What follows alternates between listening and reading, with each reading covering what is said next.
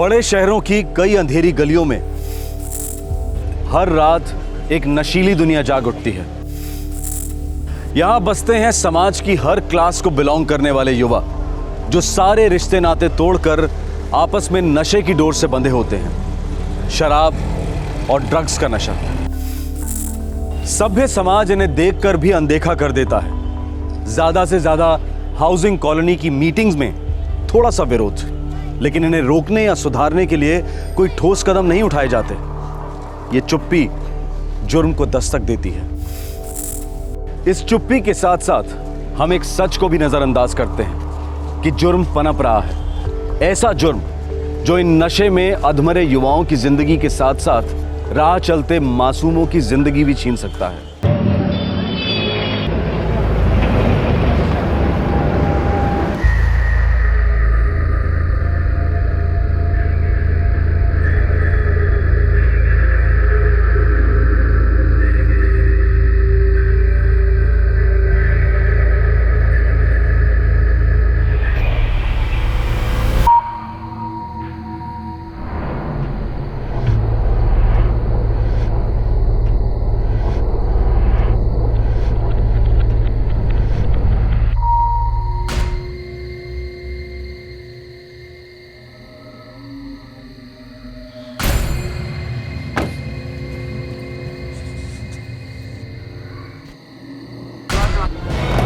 Sir जी, PCR 7 से call है। जहांगीर बाग में लाश मिली है।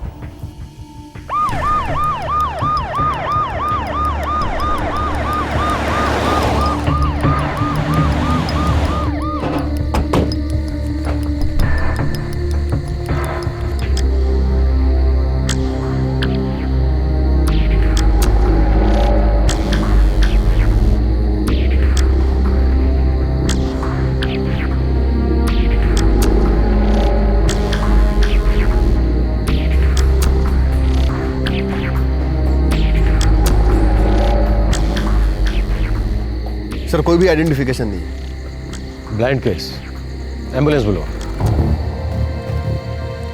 हेलो। इसके खुद के कपड़ों को तो देखकर नहीं लगता कि ये कोई अपर क्लास आदमी था। ज़्यादा से ज़्यादा lower middle class. Benchmark fashions, साथ साथ बैग्स बरामद हुए हैं। शायद इस कंपनी से जुड़ा हुआ हो। एड्रेस क्या लिखा है? Keshav plaza, Kapashera, new Delhi. ये तो पास में ही है ना? ये सर छोटा सा शॉपिंग मॉल है। सिंह, पता करो ये मॉल सुबह कब खुलता है। पुलिस के हाथ एक लाश लगी थी जो 25 से 30 साल के बीच के आदमी की थी। पास में पॉलिथीन के कुछ बैग्स मिले थे जो नजदीक के मॉल में एक कपड़े के स्टोर के थे। इसके अलावा इस केस में पुलिस के पास कोई सुराग नहीं था, लेकिन पुलिस इन्वेस्टिगेशन की दुनिया में सुराग की एक बूंद, एक किरण, एक कतरा तहकीकात के ताले की चाबी होती है। सबसे पहले यह पता लगाना था कि यह आदमी था कौन।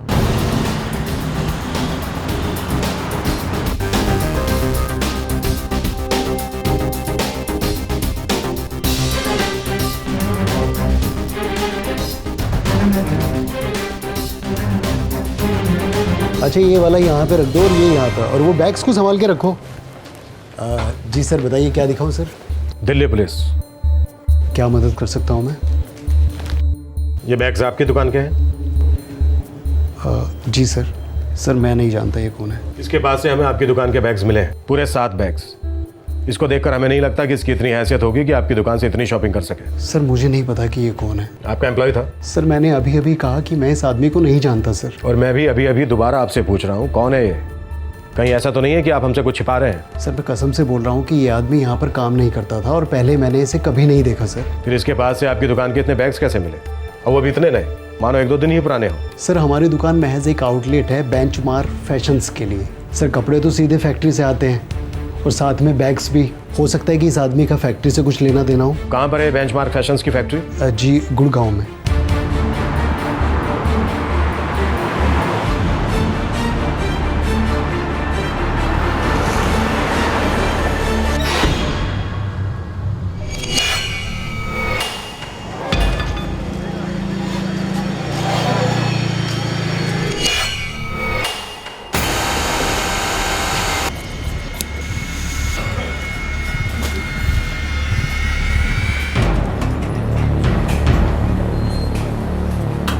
साहब क्या बात है?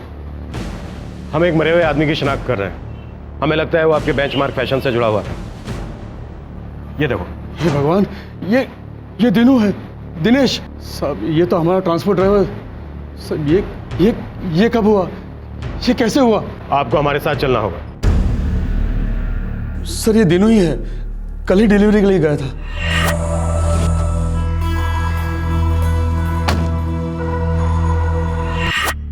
मुझे इसकी हर एक डिटेल चाहिए जो भी आपके पास है, सब कुछ।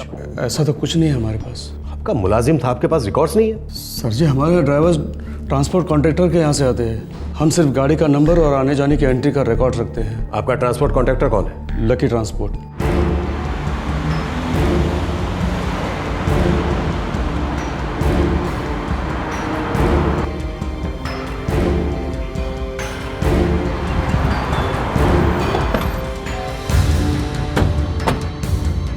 DLILP8767 नंबर तो सेम है सर जी। मतलब ये वही गाड़ी है जो दीनू चलाता था।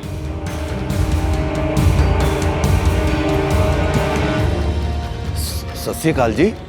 क्या हो गया? क्या बात है जी? दिनेश, दिनू तुम्हारा ड्राइवर है? बिल्कुल जी, लेकिन आज वो ड्यूटी पे नहीं है जी। अब कभी आएगा भी नहीं।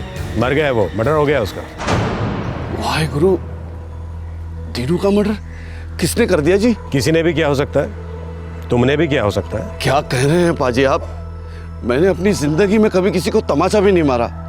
और दीनू तो रब्दा बंदा था, बढ़िया ड्राइवर था, और मैं तनख्वाह भी उसे टाइम टू टाइम दे दिया करता था। बढ़िया ड्राइवर था, तनख्वाह भी टाइम पर देते थे, फिर उसका मर्डर करने की क्या जरूरत पड़ गई? क्या कह रहे हैं आप पाजी? मैं ऐसा इंसान नहीं हूँ। मेरे लाइन में आप किसी से भी पूछ लीजिए। जरूर पूछेंगे, दीनू के घर वालों से पूछेंगे, उसके दोस्तों से भी पूछेंगे। मैं नंबर और एड्रेस अभी देता हूँ। रब्दी सो, मैं ऐसा वैसा आदमी नहीं हूँ साहब। अभी देता हूँ जी।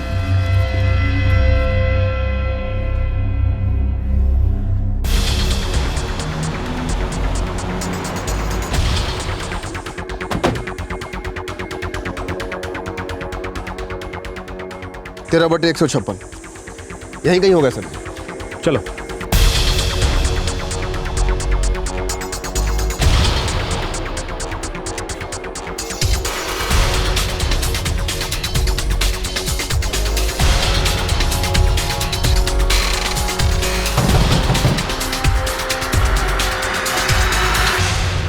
कौन है?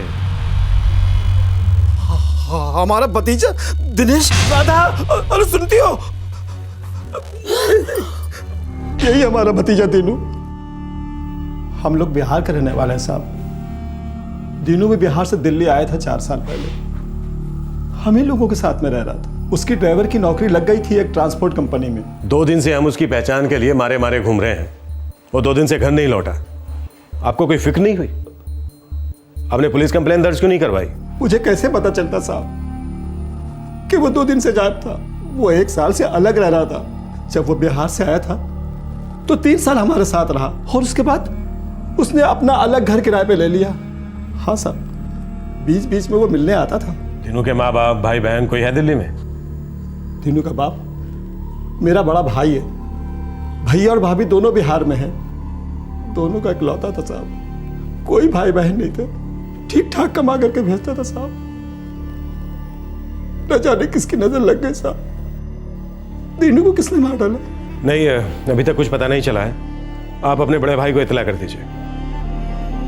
कत्ल के 2 दिन बाद लाश की शिनाख्त हुई। आदमी का नाम दिनेश था, ट्रांसपोर्ट ड्राइवर था, बिहार का रहने वाला था, अपने बूढ़े माँ बाप का इकलौता बेटा था। अब 3 सवाल उठ रहे थे। दीनू की हत्या क्यों की गई थी, कैसे की गई थी, और किसने की थी?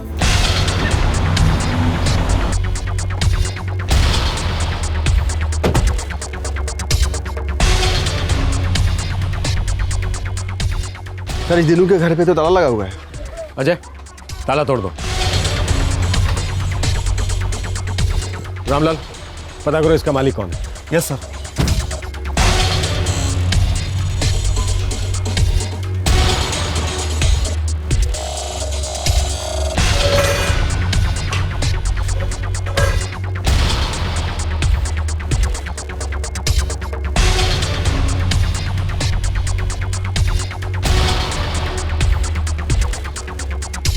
काम का कुछ भी हाथ नहीं लगा सर जी। काम के लोगों का पता लगाना होगा सिंह, किन किन से मिलता था, कौन दोस्त थे कौन दुश्मन थे। साहब जी, महेंद्र सैनी, झुग्गी का मालिक। तुम्हारा किराएदार दीनू, जिसका मर्डर हुआ, जानकारी चाहिए थी उसके बारे में।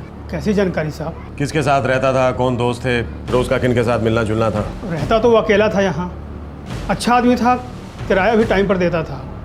फिर उसके और किसी दोस्तों के बारे में हमें कुछ नहीं मालूम। किसी से कोई लड़ाई झगड़ा, दुश्मनी वगैरह? नहीं साहब, कुछ नहीं मालूम। तुम झुग्गी के मालिक हो, अपने किराएदार के बारे में कुछ भी नहीं पता? महीने में एक बारी उससे हमारी मुलाकात होती थी। कोई बड़ी मुश्किलों से 10-1 मिनट रुकता था, किराया देता था और चला जाता था। और वैसे भी हमारा यहाँ आना बहुत कम होता है।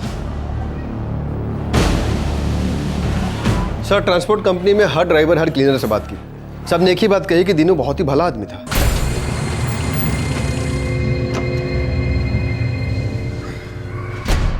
मेहनती आदमी था, महीने के 7,000 कमाता था, बूढ़े माँ बाप को पैसे भेजता था।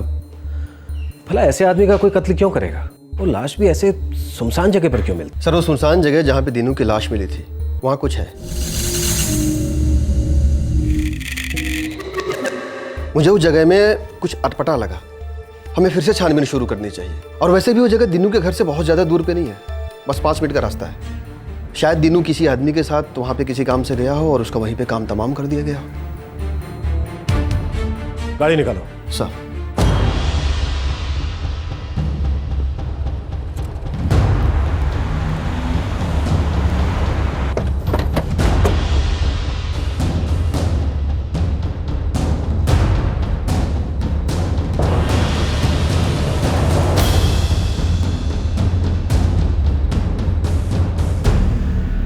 यहाँ तो कुछ भी नहीं है, बस आसपास कुछ बिल्डिंगें हैं, एक भी आदमी नजर नहीं आता। मर्डर के लिए करेक्ट जगह है। आप सही कह रहे हैं सर जी, लोग नजर नहीं आ रहे हैं, लेकिन लोग तो होंगे, कहीं ना कहीं होंगे, छिपे हुए होंगे।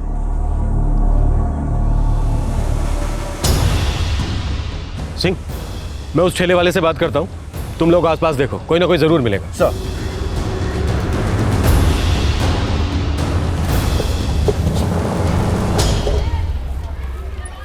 यहाँ रोज ठेला लगाते हो? रोजी रोटी है साहब, रोज नहीं लगाऊंगा तो खाऊंगा कैसे? कब से कब तक खड़े रहते हो यहाँ? सुबह 9:30 से रात को 9:30 तक। 2 दिन पहले वहाँ उस जगह पर एक लाश मिली थी। लाश के बारे में सुना था साहब, पर उसके बारे में कुछ पता नहीं साहब। और वैसे भी साहब मैं उस तरफ देखता ही नहीं हूँ। क्यों नहीं देखते? साहब, एक तो वहाँ से कोई ग्राहक नहीं आता है, आज तक नहीं आया साहब। और दूसरा साहब, वो गंजेड़ी लड़कों का अड्डा है वहाँ पर, उन लोगों का कोई भरोसा नहीं साहब। चरस गांजे के नशे में कुछ भी कर जाए वो। सर जी, आस पड़ोस में 2-4 लोगों से बातचीत की। ये जगह, ये गली काफ़ी सुनसान रहती है, बहुत कम लोगों का आना जाना होता है। ऊपर से कंस्ट्रक्शन चल रहा है। सबका यही कहना है कि रात को यहाँ चरसियों और शराबियों का अड्डा लगता है। रात 9:30 बजे के बाद इधर से कोई भी नहीं गुजरता, औरतें और बच्चे तो बिल्कुल भी नहीं। सिंह, इस जगह से दीनू की झुग्गी को जो गली जाती है वो दिखती है। दीनू ना तो शराबी था ना गंजेड़ी, हमें ऐसा लगा तो नहीं, किसी ने इस बात का जिक्र भी नहीं किया। अगर ऐसा होता तो उसके ड्राइविंग रिकॉर्ड में कहीं ना कहीं इस बात का जिक्र होता। सर, हो सकता है दीनू रात को कहीं से लौट रहा था, इस जगह से गुजरा, अड्डा जमा हुआ था, किसी ने कुछ बोल दिया, बात बढ़ गई, क्योंकि ये गली सीधी दीनू के झुग्गी को जाती है। साहब, एक बात याद आई साहब। क्या बात? साहब, 3-4 दिन पहले मैंने देखा साहब, 2 गंजेड़ी लड़के हैं, उन्हें अच्छी तरह पहचानता हूँ मैं साहब, वहाँ बैठकर नशा कर रहे थे। और साहब, 2 दिन पहले मैं अपना ठेला निपटा कर जा रहा था, वो दोनों आ धमके साहब।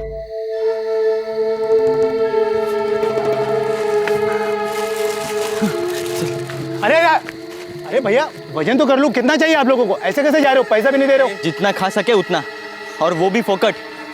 पैसे नहीं है हमारे पास। लेकिन तेरे पास तो काफ़ी पैसे होंगे ना? हाँ, हम फल के साथ साथ तेरे पैसे भी खाएंगे। अरे देखो, मैं पुलिस बुलाऊंगा, देखो। हाँ? अरे कोई है? अरे नई बात नहीं है साहब, आए दिन का सिर दर्द है। अब मैं करूं तो क्या करूं साहब, दिन भर मेरे अच्छे अच्छे ग्राहक आते हैं, और साहब यहाँ से कहीं और जाने का मन भी नहीं करता। तुम्हें हमारे साथ चलना पड़ेगा। काहे साहब? उन दोनों का हुलिया बताने के लिए। साहब यहीं बता देता हूँ, पुलिस स्टेशन काहे ले जा रहे हो हमें? घबरा मत, कुछ नहीं होगा। तुम जो वहाँ हुलिया बताओगे तो एक खास आदमी उनकी तस्वीर बनाएगा, किसी को ठेले पर बिठाओ और फटाफट चलो। रामलाल, अपने 3 आदमी यहाँ रात की ड्यूटी पर लगा दो। उन दोनों लड़कों के बारे में पता करो। इस इलाके का हर एक चरसी, शराबी, गर्दुल्ला, सबको राउंड अप करो। एक भी आवारा बदमाश बचना नहीं चाहिए। क्लियर? जी सर।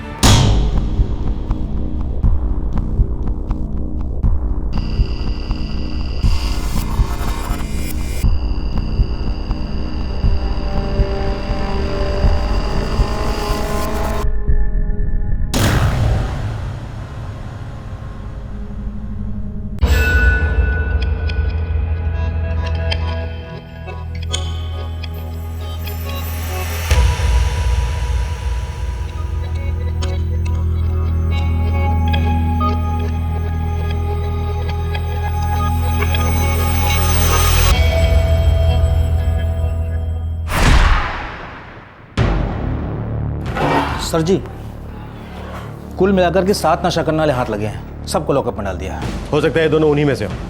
चलो।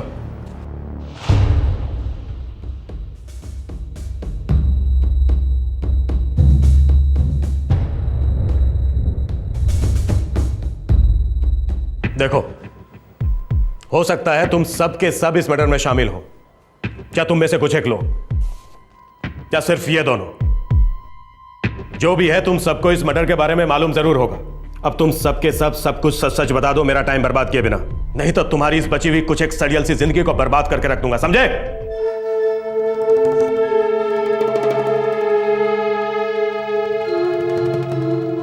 साहब ये चंदू और ये पंकज। कौन है दोनों? साहब हम लोग तो चरस गांजा पीते हैं, चिल्लम पार्टी है साहब हमारी। ये दोनों तो थिनर केमिकल सूंघते हैं साहब ये हमारे ग्रुप के नहीं है साहब। अरे यार तुम लोग भी कुछ बोलो ना यार, नहीं तो हम सब मारे जाएंगे यार। साहब पिछले 2 दिनों से चंदू और पंकज दिखे नहीं, हमें लगा कि उन लोगों ने कुछ गलत किया होगा, तभी तो लाश हमारे अड्डे पे मिली साहब।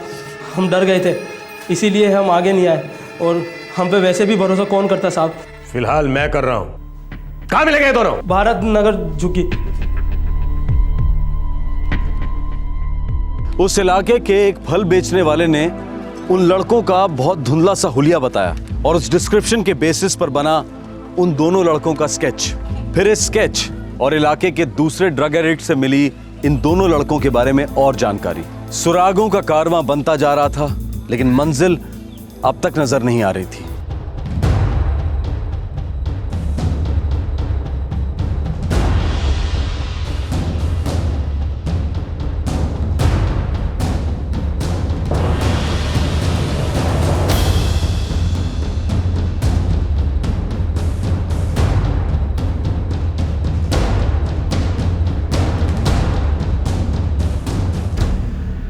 सर ये भारत नगर तो रायते की तरफ फैला हुआ है, कम से कम 1500 झुग्गियां होंगी। सर जी 1500 झुग्गियों में ढूंढना घास के ढेर में सुई को तलाशने के जैसा होगा। हम सुइयां ढूंढ रहे हैं, जहरीली सुइयां, नशे में चूर सुइयां। अगर हम उन्हें नहीं ढूंढेंगे तो वो और ज्यादा चुभेंगी, अंधाधुंध चुभेंगी, फिर हमें और लाशें मिलेंगी। आप सही कह रहे हैं सर, इन दोनों को पकड़ने में हम जान लड़ा देंगे। मुझे पूरा यकीन है वो यहीं कहीं इलाका छोड़कर नहीं गए। सिंह सर, सूंघ निकालते हैं सालों को।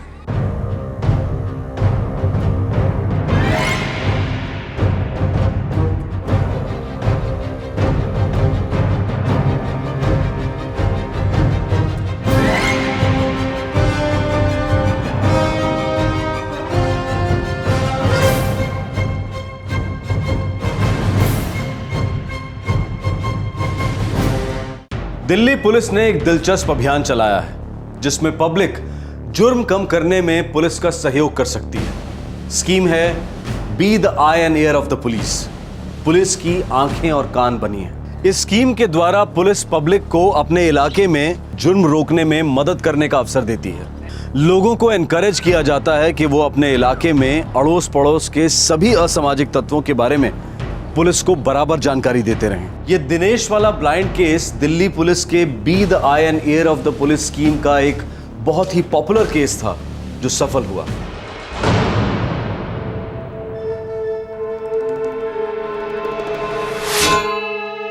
मेरा नाम रतन है साहब, मैं स्टेट एजेंट हूँ भारत नगर की झुग्गी में। और तुम्हें पता है कि ये दोनों हमें कहाँ मिलेंगे? बिल्कुल साहब, कल ही दोनों ने फ़ोन किया था मुझे, नई झुग्गी ढूंढ रहे।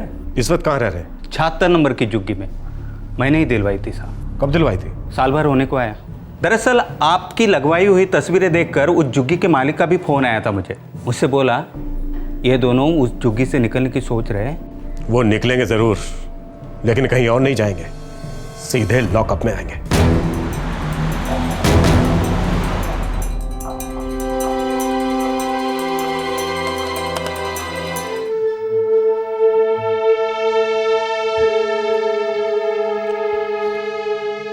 चंदू अब और सहा नहीं जाता यार। चंदू मुझे डोज चाहिए, अगर हाँ अब डोज नहीं मिला तो मैं अपना खून पी जाऊंगा यार। बाहर गए तो वो पुलिस पी जाएगी। देखा नहीं, पूरी बस्ती में तस्वीरें छपवा दी कमीनों ने। चंदू कुछ भी चलेगा यार। आयोडन बूट पॉलिश कब सिर्फ चंदू कुछ भी चलेगा। चलना साले, पर इसके लिए रोकना चाहिए ना, रोकना चाहिए। हमारे पास तो चाराने भी नहीं है, चाराने।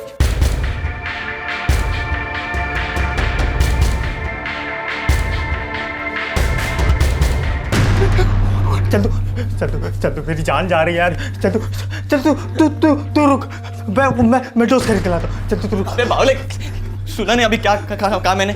कुछ नहीं है हमारे पास। कंगाल करके हम लोग कंगाल करके खा जाएंगे। चंदू भाई किसी को पकड़ते यार, जो पहले मिला उसको। चंदू अगर डोज नहीं मिला ना तो मेरा सर फट जाएगा। चंदू मेरा सर सच में फट जाएगा यार।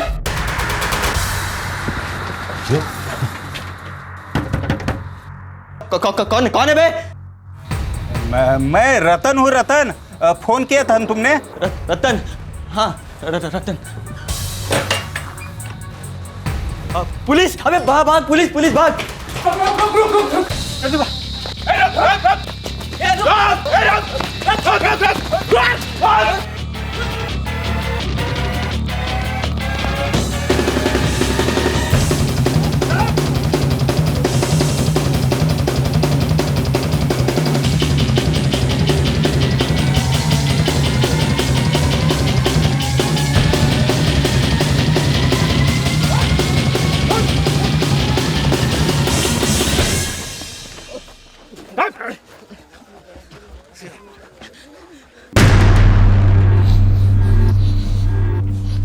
तुमने इसे मार डाला। दिनेश, दिनू, एक बार एक बोतल थिनर दिलवा दो ना साहब। सब बोल देंगे साहब, मेहरबानी करो ना साहब। एक बार दिलवा दो, अब रहा नहीं जाता साहब। एक बार लत छुड़वा सकता हूं तुम दोनों की। रिहैब सेंटर भेजूंगा। जिंदगी वापस जीने लायक बन सकती है तुम्हारी, लेकिन उससे पहले तुम दोनों को सब कुछ सच सच बताना पड़ेगा। अगर फालतू ड्रामा किया ना तो लॉकअप में सड़ोगे। नशा तो मिलने से रहा, मदद भी नहीं मिलेगी, समझे? सर डोज के लिए पैसे चाहिए थे, इसलिए उसे मार डाला था। 11, 12, 13, 14, 15। चंदू अभी ये तो सिर्फ 15 रुपए है यार। इससे तो थिनर की बोतल की एक बूंद तक सूंघने नहीं मिलेगी। अरे बोला था ना कल के लिए कुछ रख। सब खत्म कर दी, सब खत्म कर। क्या करता है यार, बहुत तलब लगी थी। चंदू वो सब छोड़ना, बताना अब क्या करें। हाँ, कोई बकरा ढूंढना पड़ेगा।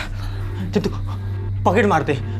हाँ अबे पर साले वो बंदा कंगाल निकला तो पूरी मेहनत पानी में ना। मेहनत पानी में। चंदू तो फिर क्या करें?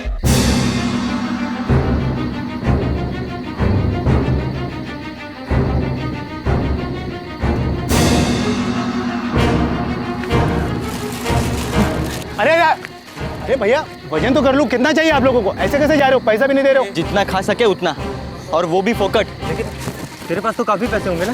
हाँ हम फल के साथ साथ तेरे पैसे भी खाएंगे। अरे देखो मैं पुलिस बुलाऊंगा। देखो पुलिस बुलाएगा तू? हाँ? पुलिस बुलाएगा? बुलवा के तो देख, तुझे बुलावा नहीं आया ना तो चिलम पीना छोड़ देंगे हम। चलते हैं। अरे ए चल।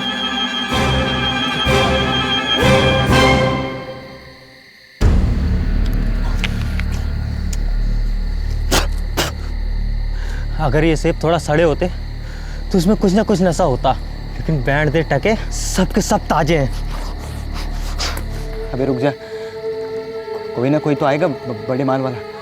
हाँ, जो हमारे दोस्त का इंतजाम करेगा।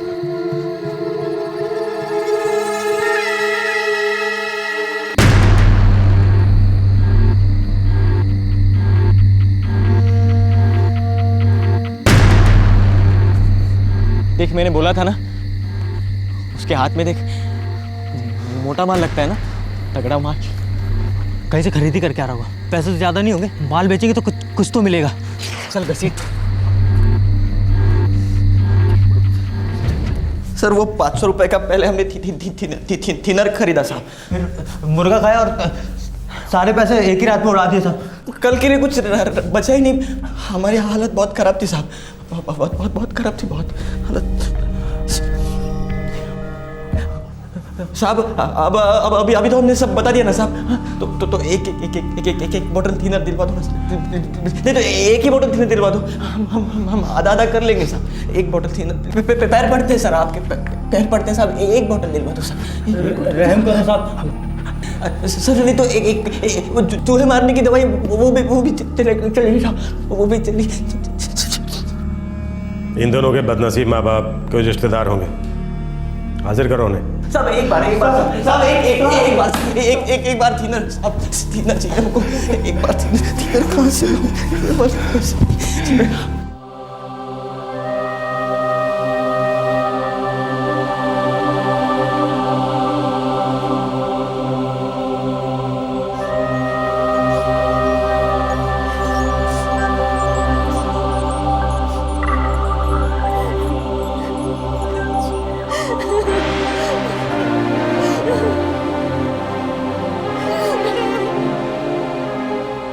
चंदू है तो मेरा खून, पर उसकी रगों में खून बचा ही कहाँ है।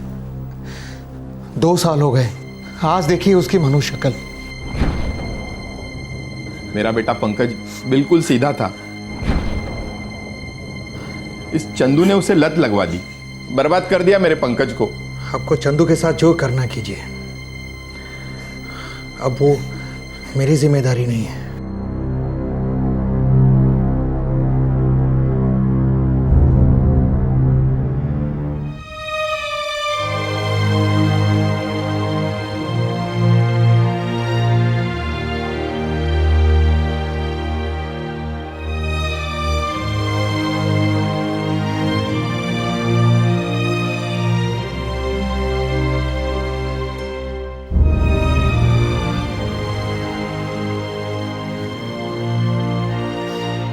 चंदू 9वीं कक्षा तक पढ़ा था और पंकज 8वीं तक।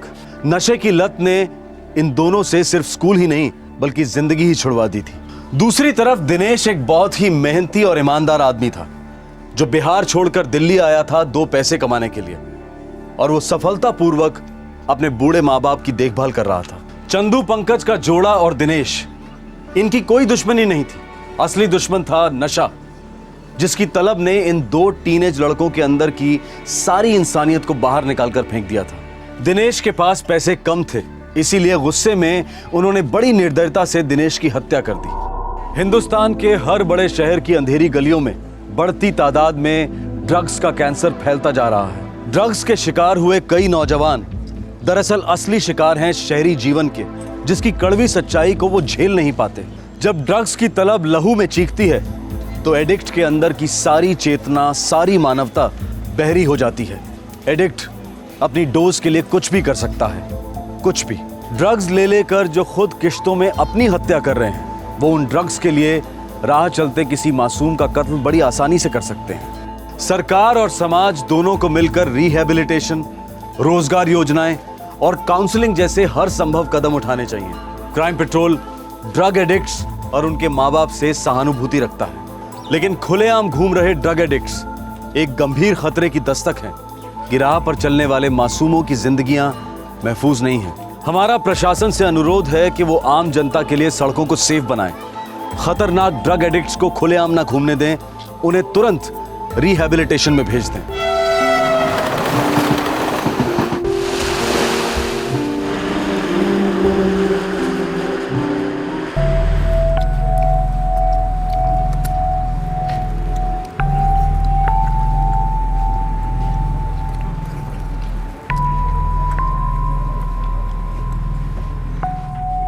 सचिन, चल मार को रखा ना, सब अपना ही है। हाँ बिंदास खा, दोस्त है ना तू अपना, खा। मुझे घर जाना है, मम्मी पापा की याद आ रही है। यहाँ मुंबई में मुझे अच्छा नहीं लग रहा।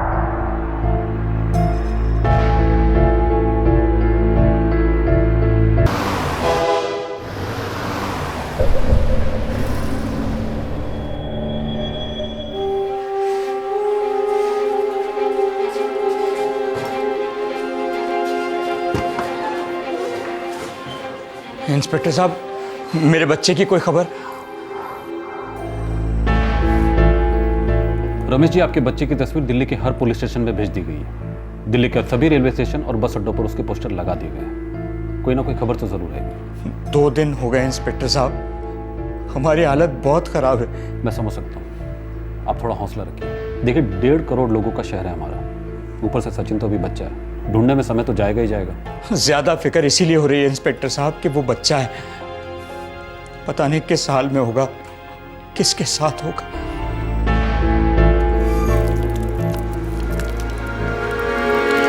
घर की याद बड़ी डेंजर रोग है, जल्दी जल्दी इलाज नहीं किया तो पलटी मार जाएगा लड़का। हाँ, इसमें ना मीठी चोरी को सेलनी पड़ेगी। इसने जरा सी भी टैंटे की, मेरा सारा प्लान चौपट हो जाएगा। साले को अपने चौल में ले चलते हैं, इसको मुंबई का ABCD भी नहीं मालूम है, उधर से भागने का कोई चांस नहीं होगा। हाँ? लेकिन इससे पहले ना इससे थोड़ा सा नेट प्रैक्टिस करते हैं। आजा फिर। क्या बोलते हो? आजा। यार सचिन, यार हम ना सोच रहे थे कि तेरे को ना अब घर जाना चाहिए। तेरे को घर की याद तो आ रही है, लेकिन तेरे टिकट के पैसे नहीं है हमारे पास। मगर तेरे डैडी तेरे को पैसे दे सकते हैं या आके तेरे को ले जा भी सकते हैं, है ना? हाँ बरोबर। तो तेरे को तेरे डैडी का मोबाइल नंबर याद है? 878787।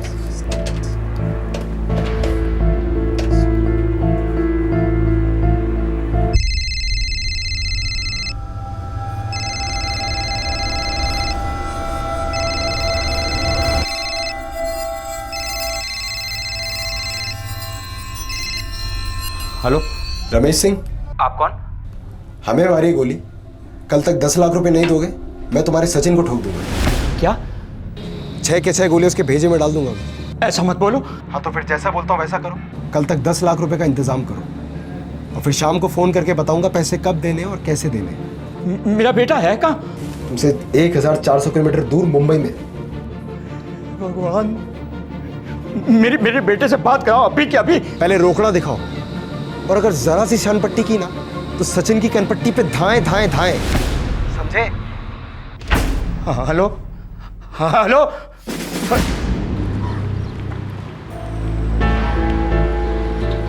क्या बोले मेरे पापा? लेने आ रहे हैं ना मुझे? तेरे को लेने नहीं आएंगे क्या मेरे को लेने आएंगे? बहुत नाराज होंगे ना मुझसे? हाँ नाराज तो थे, एकदम गुस्से में थे, तेरे से बात तक नहीं करना चाह रहे थे। वो तो मैंने उन्हें बोला कि तू उनसे बहुत प्यार करता है वगैरह वगैरह। देख अभी कल आएंगे ना तो तू उनके पैरों में पड़ के माफ़ी मांगना उनसे। देख एकदम तेरे को गले लगा लेंगे वो। तुम बाप बेटे की सेटिंग करा दी है मैंने। अबे इतना हैंडसम है तू, फिर पपीते जैसा चेहरा क्यों लटका रहा है? हाँ? चल आजा हमारे साथ, हमारे घर चल। आजा चल चल आजा।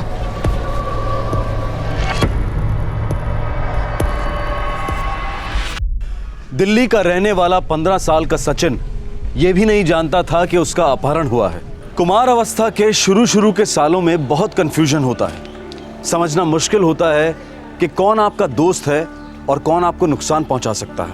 लेकिन अक्सर उस उम्र में माता पिता के साथ एक अजीब सा कश्मकश वाला रिश्ता रहता है, क्योंकि उस उम्र में वो हाँ से ज्यादा ना कहते हैं। सचिन को अपने घर वालों की याद आ रही थी और उधर दिल्ली में उसके पिता सचिन के लिए जल बिन मछली की तरह तड़प रहे थे। तो फिर ऐसा क्या हुआ था बाप बेटे के बीच में जिसकी वजह से सचिन ने घर छोड़ा, दिल्ली छोड़ी और मुंबई पहुंच गया?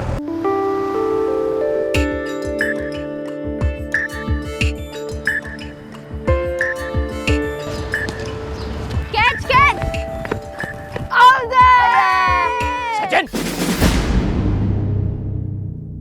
सचिन तू तो गया यार।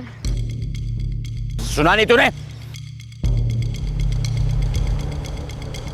स्कूल की फीस पेड़ों पर उगती है, शर्म नहीं आती तुझे? पापा आज स्कूल में हाफ डे था, बंक नहीं मारा मैंने। थप्पड़ मारूंगा एक। टहलते टहलते नहीं आया मैं यहाँ पे, तेरे स्कूल से टीचर का फोन आया था मेरे पास। नालायक झूठा। 7 रिमार्क्स हैं तेरे इस कैलेंडर में और इन सब पर मेरे दस्तखत हैं, एक भी तूने मुझे दिखाया नहीं। क्यों? और ये लीव नोट जिसमें 2 दिन की छुट्टी मांगी गई है, इस पर भी मेरे दस्तखत हैं, जो नोट मैंने कभी लिखा ही नहीं। फोर्जरी। क्या सोचकर कर रहा है तू सचिन? अरे चुप क्यों है? मेरा पारा चढ़ रहा है सचिन, ऐसे ही चुप रहा तो मुंह तोड़ कर रख दूंगा तेरा। देखिए मारिएगा नहीं इसे। क्यों नहीं मारूं? पहले से इसे मारा होता ना तो ये दिन देखना नसीब नहीं होता। क्रिमिनल कहीं का। बच्चा है जी, और बच्चे ही बदमाशी करते हैं। ये क्रिमिनल विमलन मत बोलिए मेरे बेटे को। अरे मेरे बोलने से कुछ नहीं होगा, और तुम्हारे इस अंधे लाड़ प्यार की वजह से भी कुछ नहीं होगा। अरे इसकी शक्ल पर लिखा है, इसकी फोर्जरी का सबूत है ये कैलेंडर। पापा पापा प्लीज आप शांति रखिए, मैं सचिन से बात करती हूँ, आप बैठ जाइए।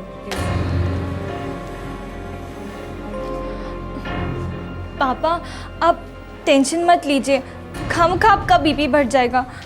आप खाना खाइए, आपको फैक्ट्री जाना होगा ना। निशा दीदी और मैं उसे समझा देंगे, अगली बार ऐसा कभी नहीं होगा। पापा को मैं तो दिखता ही नहीं हूँ, सिर्फ मेरी पढ़ाई दिखती है। स्कूल की पढ़ाई, ये क्लास वो क्लास, और उन सब के बाद दिन रात एक ही रात सचिन पढ़ने बैठो। सचिन अगले साल तुम्हारा 10th है ना? हाँ तो अगले साल है ना, अभी से टॉर्चर क्यों? ऊपर से क्रिमिनल कहते हैं मुझे। क्रिकेट खेलना क्राइम है, क्राइम है। सचिन क्रिकेट खेलना कोई क्राइम नहीं है, लेकिन खेल के टाइम खेलना चाहिए। ऐसे स्कूल बंक करके, तुम्हें पता है ना उस दिन पापा तुमसे कितने नाराज हुए थे। और जो पापा की साइन कॉपी की तुमने, वो बहुत गलत था सचिन, और ये बहुत बहुत सीरियस बात है। और मेरी लाइफ की जो बैंड बज रही है वो सीरियस बात नहीं है। निशा दीदी, कीर्ति दीदी, मैं 70% तो लाता हूँ ना, और कितना बढ़ू, नहीं होता मुझसे।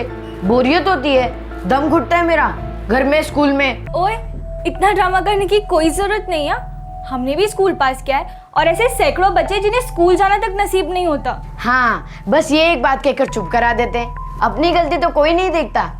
अब स्कूल की टीचर्स को ही ले लो, छींक को कोई रोक सकता है? नहीं ना, छींक को तो भी कैलेंडर पे रिमार्क दे देते हैं। और हमारे पापा, मैं 6 के बजाय 5 बजे उठ के क्रिकेट प्रैक्टिस करता हूँ तो कहते नहीं मैच करो, सुबह का टाइम अच्छा होता है। बच्चे जैसे कौन बिहेव कर रहा है? देखो सचिन, तुम जो कुछ भी कहो, गलती तो तुमसे हुई है ना? और वैसे भी सॉरी बोलने से कोई छोटा नहीं हो जाता, और पापा तुमसे बहुत प्यार करते हैं। बाप रे दीदी, पापा का प्यार ऐसे हिटलर जैसा है तो उनकी दुश्मनी बहुत ही डेंजरस होगी। पागल।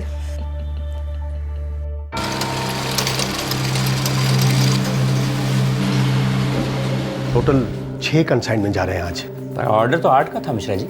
जी हाँ, लेकिन ये 2 आज नहीं जा रहे हैं। नहीं मिश्रा जी, ऐसा मत करिए। देखिए 2-2 बार ट्रांसपोर्ट का खर्चा कौन भरेगा? आप 8 कंसाइनमेंट एक साथ भेज दीजिए, आज जाएं कल जाएं, इससे कोई फर्क नहीं पड़ता। ठीक है, जैसे आप ठीक समझे। रमेश जी, एक बात पूछूं? पूछिए। कोई परेशानी तो नहीं है ना? आजकल के बढ़ते बच्चों को सही गलत का पाठ पढ़ाना कितना मुश्किल है। अपनी बात कैसे उनके सामने रखी जाए यही नहीं समझ पाता बस। ठीक है कि ज़माना बदल गया है, मगर एक बात मैं आपसे पूछता हूँ कि जो बातें सही थीं, जो सही हैं, वो तो हमेशा सही रहने वाली है ना, और जो गलत थी वो हमेशा गलत ही रहेंगी। ऐसा आप और मैं सोचते हैं, लेकिन आजकल के बच्चों की जिंदगी रॉकेट की तरह उड़ गई है। अब मेरे पोते को ही ले लो, सिर्फ 9 साल का है, लेकिन झंडे गाड़ कर जिद किए बैठा है PSP चाहिए। वो क्या होता है? वैसे नाम के लिए वो एक जापानी खेल है, लेकिन मेरे हिसाब से वो एक डकैत है जो हमें लूट कर कंगाल कर जाएगा। कोई जुए हुए का चक्कर है क्या? अरे नहीं रमेश जी, ऐसी कोई बात नहीं है। वैसे टुन टुन करते हुए, बटन दबाते हुए बच्चे घंटों मूर्ति की तरह एक ही जगह बैठे रह जाते हैं, परेशानी वाली कोई बात नहीं है। मैं लुटेरा तो उसकी कीमत को देखकर कह रहा था। मेरी बेटी की और मेरी दोनों की तनख्वाह भी अगर जोड़ लेना तो वे 1000-2000 कम ही पड़ेंगे इस नासपीटे PSP के लिए। अब ये सब पोते महाशय को कौन समझाए? वो तो दिन भर जाप करते रहता है, PSP चाहिए, PSP चाहिए। हर घर की एक ही कहानी लगती है मिश्रा जी। अब छोड़िए भी, क्यों इतनी टेंशन लेते हैं आप? सुनीता, हम टेंशन नहीं लेंगे तो वो सारी दुनिया को टेंशन देगा। बस भी कीजिए, हद हो गई। आप तो मेरे बच्चे की जान के पीछे ही पड़ गए हैं। अरे जितनी उसकी जान की चिंता है ना मुझे, उतनी ही चिंता उन दूसरे लोगों की जान की भी है जिन्हें वो बर्बाद कर सकता है। नहीं सुनना मुझे ये आपकी मनहूस बातें। अरे नहीं सुननी है तो फिर बोलना पड़ेगा। अपने लाडले को साफ साफ और बार बार ये बोलकर बताते रहना पड़ेगा कि ये सही है और ये गलत है। और ऐसा नहीं हुआ ना तो मेरा यकीन मानो, एक दिन वो हम दोनों को सामने बिठाकर बोलकर बताएगा कि मेरा तो बचपना था, मुझे क्यों नहीं बताया कि मैं गलत रास्ते पर जा रहा हूँ। बच्चा है वो, और आपको एक हमारा सचिन ही गलत रास्ते पर जाता हुआ दिखाई देता है। मेरी एक बात याद रखना, हादसे सिर्फ दूसरों के साथ नहीं होते, हमें हरदम चौकन्ना रहना पड़ेगा।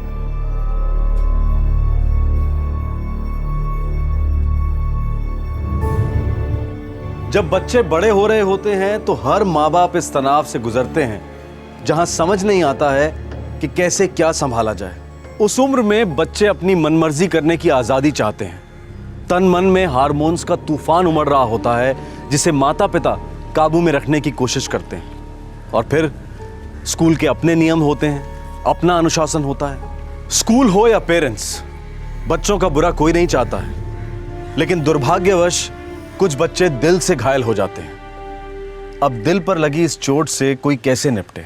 देखिए ये जो लाइन है ना, ये हमेशा सीधी आनी चाहिए, बिल्कुल टेढ़ी नहीं, समझा?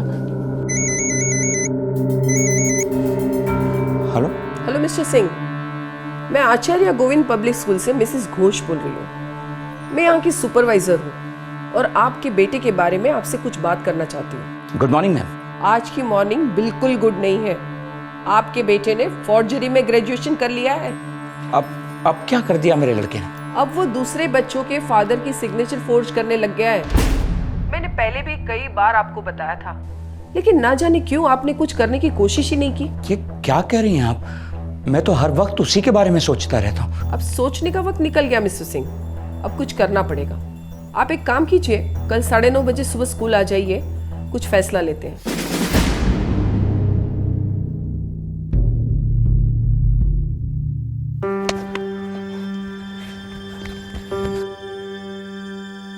सच्चू सच्चू सच्चू सच्चू जल्दी चलो, पापा बहुत गुस्से में। अभी नहीं दीदी, बाद में, मेरी बैटिंग चल रही है। सच्चू अभी का अभी चलो। पापा भी ना कभी कभी हिटलर गिरी करते हैं। अब चलो, मैं आया। सच्चू जल्दी आ। हाँ हाँ।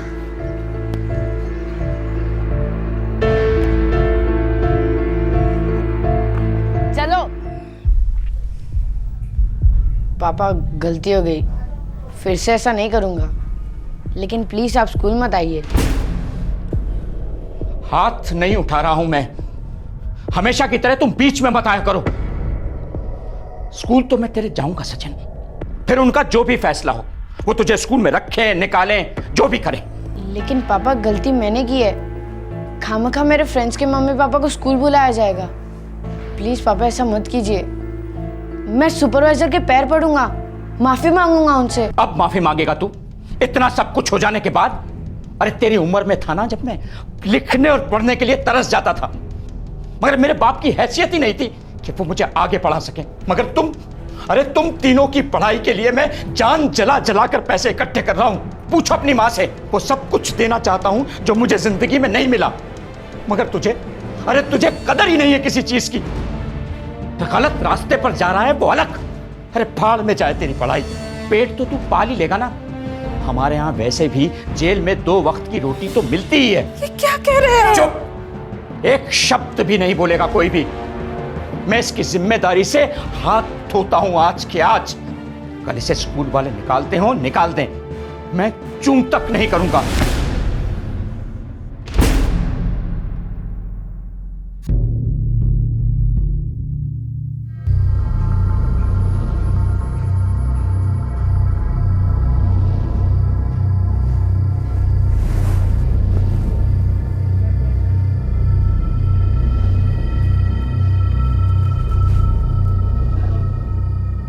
हिटलर बाबा मेरी बैंड बजा कर रहेंगे।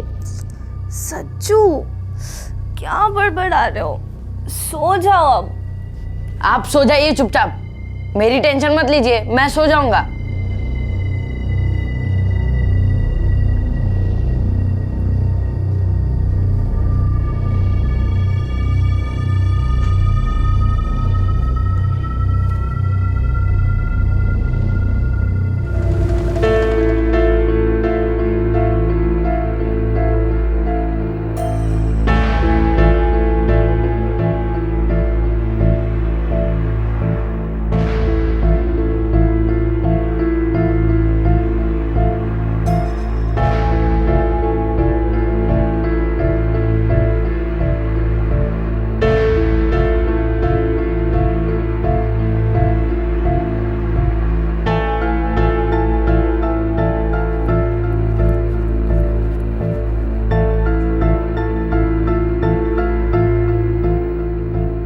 मिलूंगा ही नहीं, तब जाकर हिटलर पापा को पता चलेगा मुझे टेंशन देने का अंजाम क्या होता है। अब मैं खुद की लाइफ जीऊंगा।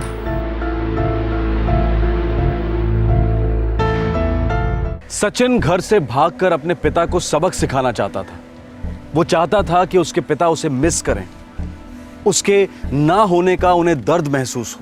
और सचिन अपने बचकाने मकसद में कामयाब हो गया। रमेश सिंह टूट गए। इंस्पेक्टर साहब, आज मुझे मेरे बेटे सचिन के स्कूल जाना था। मैं गया भी था मगर वो वहाँ मिला ही नहीं। सुबह घर से वो जल्दी निकल गया था।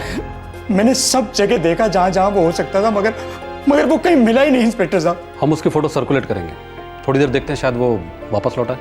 इंस्पेक्टर साहब, वो मस्ती खोर है, थोड़ा अलग है बच्चों से, मगर बुरा बच्चा नहीं है वो। मैं समझ सकता हूँ सिंह सर, बच्चे बुरे नहीं होते, बुरे हालात होते हैं। आप उसे थोड़ा समय दीजिए, गुस्सा ठंडा होता है, शायद वो लौटा है। देखिए, ऐसे केस हम रोज़ाना देखते रहते हैं।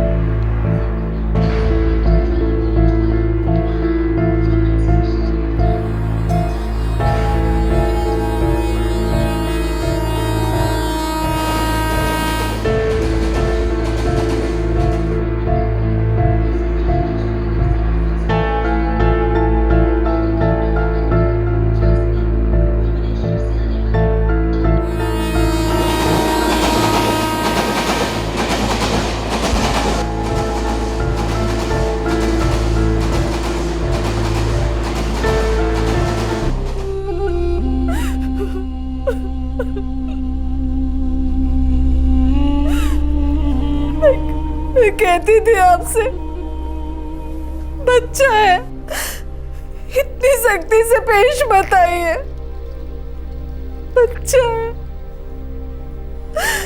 लेकिन आपने मेरी एक भी नहीं सुनी। अगर मेरे सच्चू को कुछ हो गया ना, तो देख लीजिएगा आप।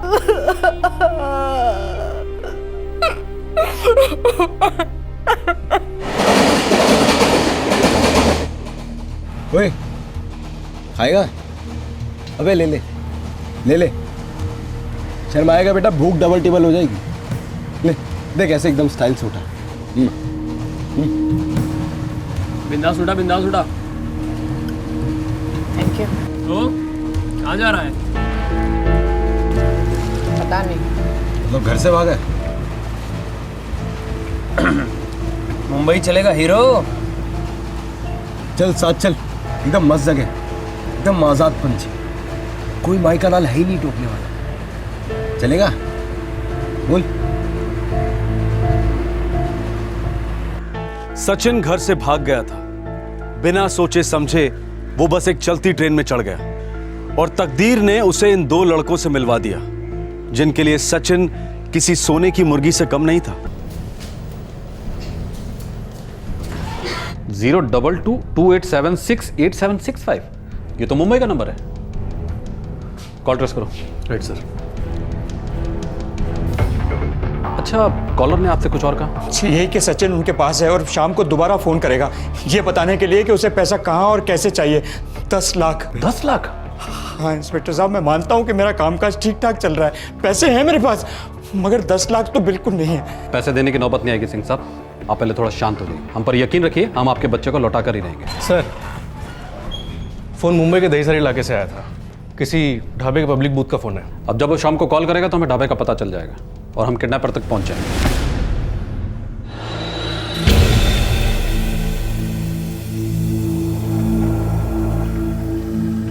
आजा आजा आजा, पूरा ताजमहल तेरा समझते हो। तेरे को जो कोना पसंद आए पकड़ ले, एकदम फैल कर सो जाए पर। देख, तू अभी अपने साथ है, तू भाई है अपना। इधर तेरे को डरने की कोई जरूरत नहीं है, कोई तेरे को टच भी नहीं कर सकता है। जब तेरे डैडी जी आएंगे तुझे लेने, तो चले जाना उनके साथ। और सुन, यहाँ से दिल्ली जाने के बाद अपने भाइयों को भूलना नहीं है। बैठ बैठ, ये पैर ले, बैठ बैठ, अपन आते हैं। हाँ, बिंदास बैठ।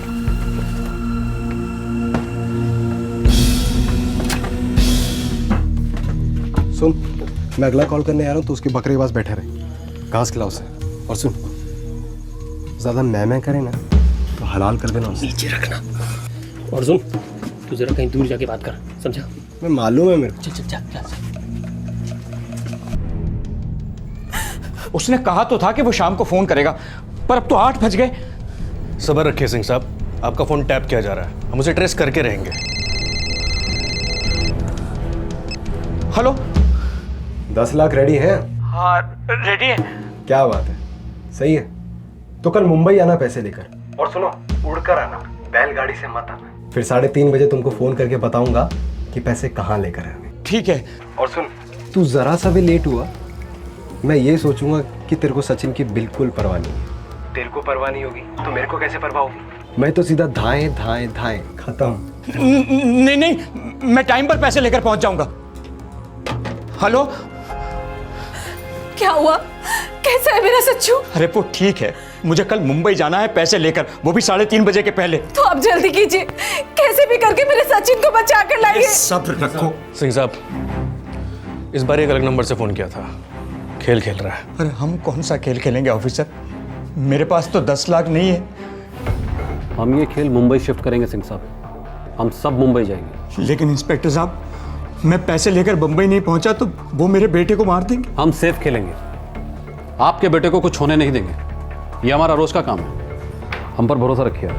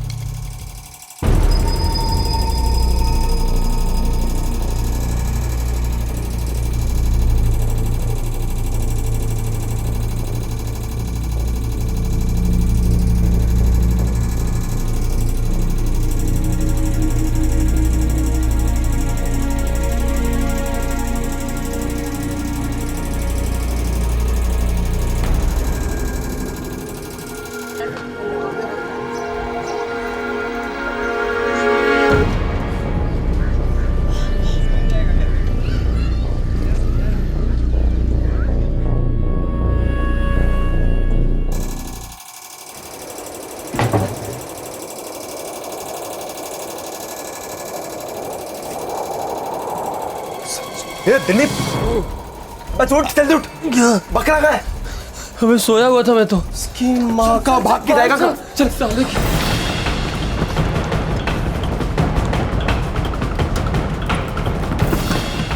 तू उधर देख, मैं उधर देख। जा जा, भाग के जा।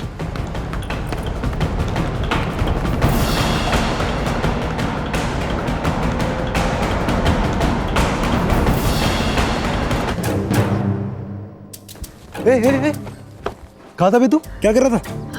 कुछ नहीं, सुसु करनी थी। आपके घर में टॉयलेट नहीं दिखा, इसलिए यहाँ आकर कर लिया मैंने। अबे झोपड़े में टॉयलेट की क्या जरूरत है कि मुंबई अपनी टॉयलेट है, कहीं भी करने का। चल।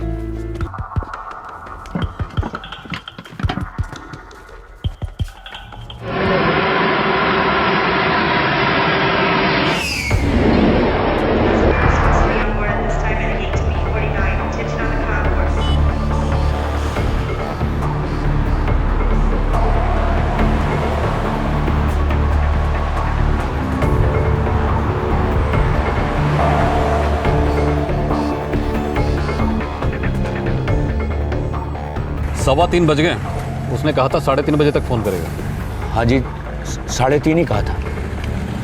ठीक है, वेट करते हैं।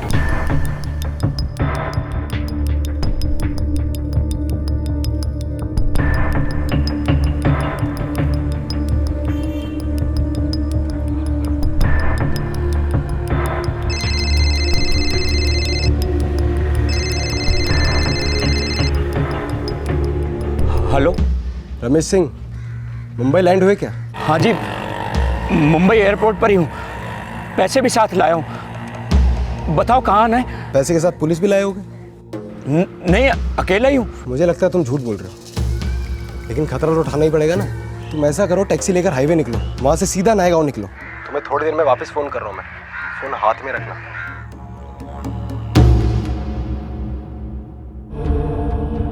नायगांव की तरफ? सर, इस बार कॉल किसी मोबाइल से किया गया। नायगांव की तरफ लो। अच्छा शर्मा सर, मुंबई में क्राइम ब्रांच के यूनिट्स के पीआई वाक से बात करो, उनसे रिक्वेस्ट करो कि किडनैपर के फोन कॉल को ट्रेस करें। राइट सर, चलो।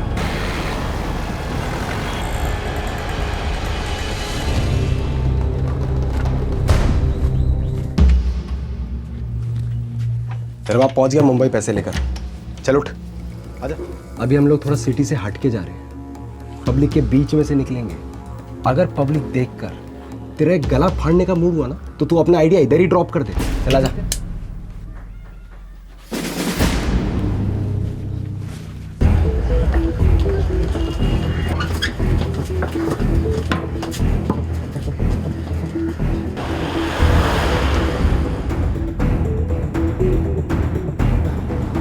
सिंह साहब, टेंशन नहीं, बच्चा मिल गया समझो।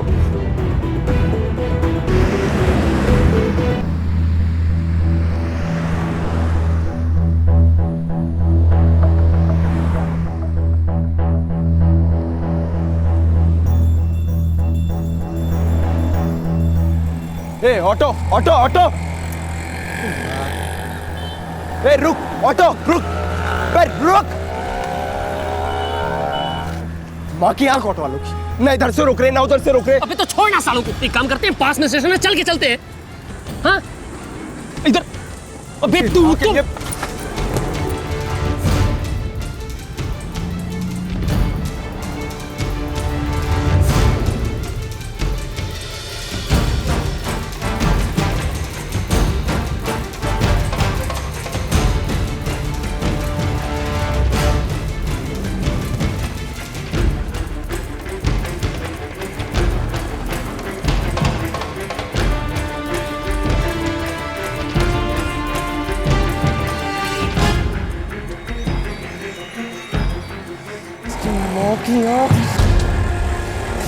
सॉलिड मिस्टेक हो गया। तुझे अकेला जाना चाहिए था पैसे लेने, और मुझे बकरे के पास रहना चाहिए था। अबे सोच के फायदा क्या है? तो बकरा निकल गया ना गोश्त मिली ना हड्डी मिली। कुछ नहीं बिगड़ा है। अभी सुन, एक काम कर, फटाफट मोबाइल का सिम निकाल के फेंक दे। जब तक सिम है समझ ले अपने बब्बू है। अबे हरी जल्दी कर, फटाफट निकाल सिम निकाल। चल निकाल फटाफट कर।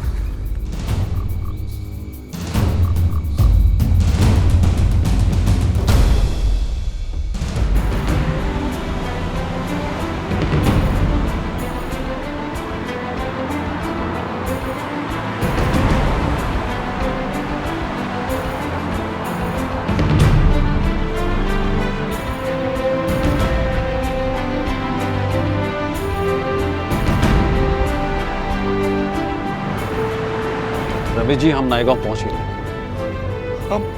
मगर अब तक उसका फोन क्यों नहीं आया?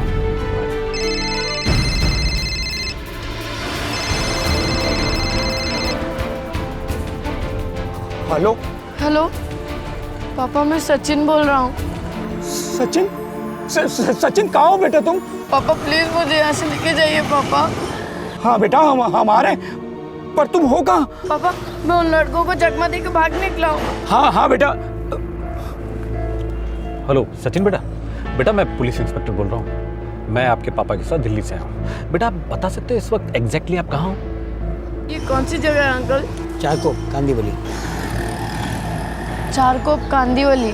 ओके, अच्छा बेटा एक काम करो, सबसे नजदीक वाले पुलिस स्टेशन का एड्रेस पता करो और वहां पहुंचकर तुरंत हमें कॉल कर देना, हम आपको लेने आ जाएंगे। Okay sir. लीजिए सिंह साहब, आपका बेटा मिल गया।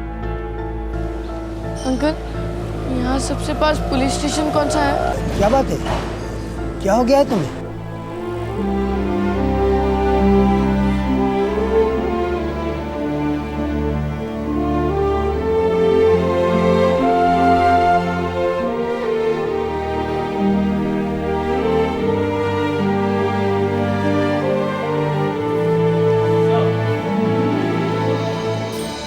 पापा आई एम सॉरी पापा, मुझे माफ कर दीजिए पापा, आई एम सॉरी।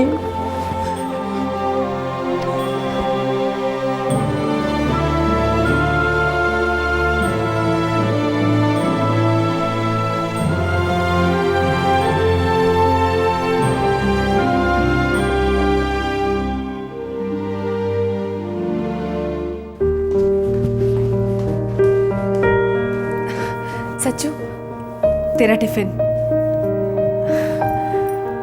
मेरे बच्चे को किसी की नजर न लगे।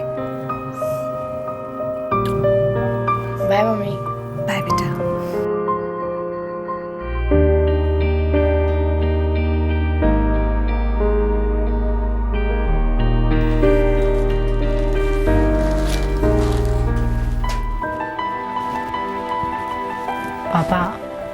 प्रॉमिस आज के बाद ऐसा कुछ नहीं करूँगा जिससे आपको, मम्मी को, निशा दी और कीर्ति दीदी को कोई तकलीफ पहुँचे।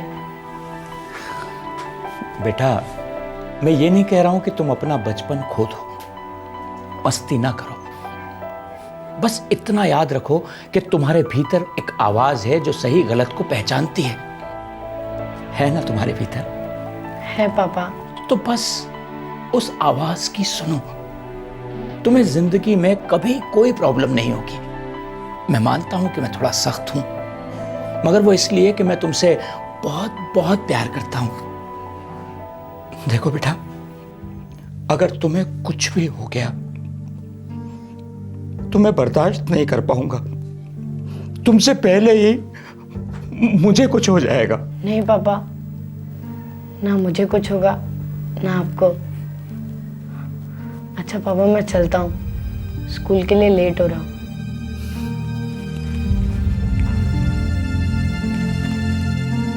पापा, आप हिटलर नहीं हो।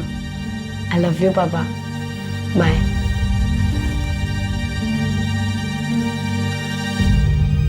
आई लव यू टू बेटे। सचिन बचपन की बेहोशी में घर से भागा था, लेकिन वही बचपन रातों रात बड़ा हो गया और उसी की मदद से सचिन अपने अपहरणकर्ताओं के चुंगल से भाग निकला। ये दोनों अपहरणकर्ता दिलीप और हरी अभी तक दिल्ली पुलिस के हाथ नहीं लगे हैं। मुंबई पुलिस ने इन दोनों के लिए एक जबरदस्त सर्च ऑपरेशन लॉन्च किया है। इस हादसे के बाद सचिन काफी मैच्योर हो गया है। उसे अपनी गलतियों का पूरा एहसास है। साथ ही उसके पिता को भी आभास हुआ कि उन्हें अपने बेटे की तरफ सख्ती की छड़ी की बजाय दोस्ती का हाथ बढ़ाना चाहिए था। गलत कोई नहीं होता, ना माँ बाप, ना स्कूल, ना बच्चा। बस एक उम्र होती है जब बचपन में बगावत और विद्रोह की फीलिंग्स बहुत मजबूती से उमड़ती हैं। इस दौर में माँ बाप और बच्चों के बीच में काफी तनाव बन जाता है और यह तनाव जन्म देता है डर को, और इस डर से निकलता है गुस्सा और एग्रेशन।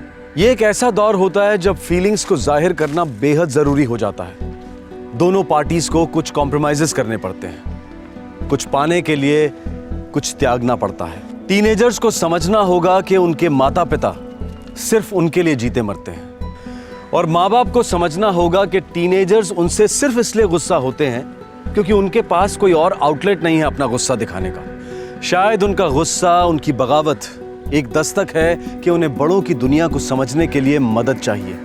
आपसे फिर मुलाकात होगी क्राइम पेट्रोल दस्तक के एक और चौंकाने वाले एपिसोड के साथ। तब तक अपना ख्याल रखें, सुरक्षित रहें। जय हिंद। क्राइम पेट्रोल के और भी दिलचस्प कहानी देखने के लिए हमारे चैनल को सब्सक्राइब करें और बेल आइकॉन दबाना न भूलें।